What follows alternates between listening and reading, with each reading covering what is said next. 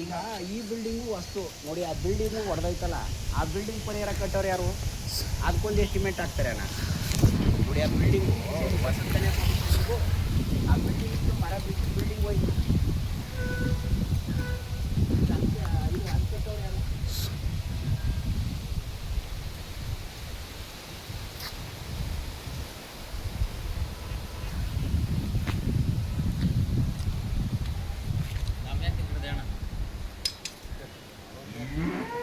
ನೀವ್ಯಾಕಪ್ಪ ನಿಮ್ದೇನಿಲ್ಲ, ನೀವೇನು ಕೂಲಿ ಕೊಟ್ಟರು ಬಂದಿಮ್ಮೆ ಮಾಡ್ತೀವಿ ಏನು ಹೇಳ್ತೀವಿ. ಅದಕ್ಕೆ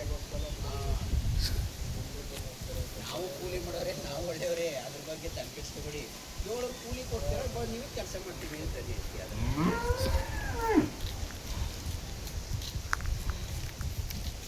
ಎಷ್ಟು ಮರಗಳು ಇದು ಎಲ್ಲನೂ ಈ ಕಡೆ ಇಲ್ವಾ? ಈ ಕಡೆ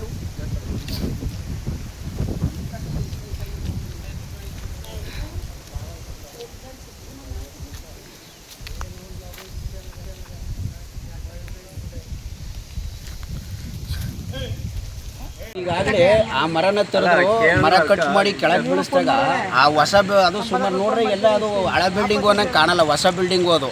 ಆ ಹೊಸ ಬಿಲ್ಡಿಂಗ್ ಮೇಲೆ ಬಿತ್ತು. ಒಂದು ಪ್ರೊಸೀಜರ್ ಇಲ್ಲದೆ ಆ ಗೋಡೆ ಎಲ್ಲ ಈಗ ಹೋಗದೆ. ಈಗ ಆ ಗೋಡನ ನಾಶ ಆಗಿರೋದಕ್ಕೆ, ಮನೆ ನಾಶ ಆಗಿರೋದಕ್ಕೆ ಅದು ಯಾರು ಪರಿಹಾರ ಕಟ್ತಾರೆ? ಅದಕ್ಕೆ ಸರ್ಕಾರಿ ಬಿಲ್ಡಿಂಗ್ ತಾನೇ, ಅದು ಸರ್ಕಾರಿ ಬಿಲ್ಡಿಂಗ್ ನಾಶ ಆಗಲಿಲ್ವಾ? ಅದಕ್ಕೆ ಇದ್ರ ಬಗ್ಗೆ ಈ ಮರಗಳನ್ನ ಈ ಕೂಡಲೇ ತರಿತಾ ಇರೋದನ್ನ ನಿಲ್ಲಿಸ್ಬೇಕು. ಮತ್ತು ಕಾನೂನು ಪ್ರೊಸೀಜರ್ ಏನದ ಅದ್ರ ಮುಖಾಂತರನೇ ಫಾಲೋ ಮಾಡಬೇಕು. ಏನೇ ಆದರೂ ಈ ದೊಡ್ಡ ಮರಗಳನ್ನ ತರಿಬಾರ್ದು, ಕಟ್ ಮಾಡಬಾರ್ದು. ಏನೇ ಪ್ರೊಸೀಜರ್ ಇದ್ದರೂ ಅದು ಎಲ್ಲ ಪೂರ್ತಿ ಏನಾದ್ರು ವಯಸ್ಸಾಗಿ ಏನಾದ್ರು ಜನಗಳಿಗೆ ತೊಂದರೆ ಆಯ್ತದೆ ಅಂದರೆ ಬೇರೆ ಸಮೇತ ಕಟ್ ಮಾಡಲಿ, ನಮ್ಮದೇನಿಲ್ಲ. ಆದರೆ ಇಲ್ಲಿ ಎಲ್ಲ ಚಿಕ್ಕ ವಯಸ್ಸಿನ ಮರಗಳು, ಒಂದು 50-60-70 ವರ್ಷದ ಆಸುಪಾಸಿನ ಮರಗಳು, ಇನ್ನೂ ಬಾಳಿ ಬದುಕಬೇಕಾದ ಮರಗಳು, ಇವನ್ನ ನಮ್ಮ ಹಿರಿಕರು ಏನೋ ದೊಡ್ಡವರು ನೆಟ್ಟಿರ್ತಾರೆ. ಈಗಿನ ಕಾಲದವ್ರು ಯಾರು ಆ ರೀತಿ ನೆಟ್ಟು ಇಷ್ಟೊಂದು ಬೆಳೆಸೋವರ್ಗೆ ಇನ್ನೂ ಅದೆಲ್ಲ ಇತಿಹಾಸಗಳು ಇದೆಲ್ಲ ಕಲ್ಪನೆಗಳು. ಆದ್ದರಿಂದ ಈ ಮರಗಳ ಕಟ್ ಮಾಡಿರೋರಿಗೆ ಮತ್ತು ಇದಕ್ಕೆ ಸಂಬಂಧಪಟ್ಟ ಸಪೋರ್ಟ್ ಮಾಡಿರೋ ಅಧಿಕಾರಿಗಳ ಮೇಲೆ ಮೇಲಾಧಿಕಾರಿಗಳು ಸೂಕ್ತವಾಗಿ ಕಾನೂನು ಕ್ರಮ ಜರುಗಿಸಬೇಕಾಗಿ ಈ ಮೂಲಕ ಕೋರ್ತಾ ಇದ್ದೀವಿ. ನಮಸ್ಕಾರ, ನಾನು ಕಂದಳಿ ಮಹೇಶ್ ಅಂತ.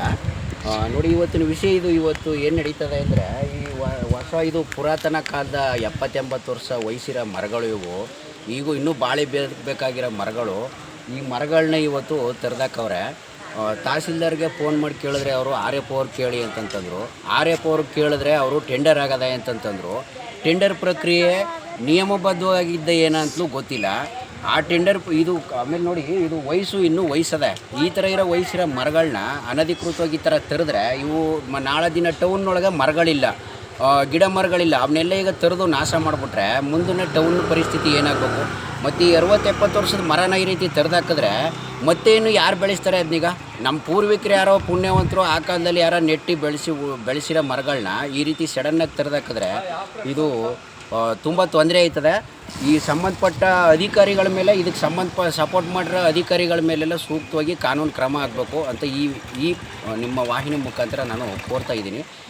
ಇಲ್ಲೇನು ಅಂತಂತಂದರೆ, ಇವರು ಚೀಫ್ ಆಫೀಸರಿಗೆ ಫೋನ್ ಮಾಡಿದ್ರೆ, ಪಟ್ಟಣ ಪಂಚಾಯತಿ ಮುಖ್ಯಾಧಿಕಾರಿಗೆ ಫೋನ್ ಮಾಡಿದ್ರೆ ಅವ್ರು ಹೇಳ್ತಾರೆ ಕರೆಂಟ್ ವೈರ್ಗಳ ಮೇಲೆ ಮರ ಬೀಳ್ತಿತ್ತು ಅಂತಂತ ಹೇಳ್ತಾರೆ. ರೆಂಬೆ ಕೊಂಬೆ ತೆರೆದಾಕ್ಲಿ, ನಮ್ಮದೇನು ಅಭ್ಯಂತರ ಇಲ್ಲ. ದೊಡ್ಡ ಮರಗಳಲ್ಲಿ ರೆಂಬೆ ಕೊಂಬೆಗಳು ತೆರೆದಾಕ್ಲಿ.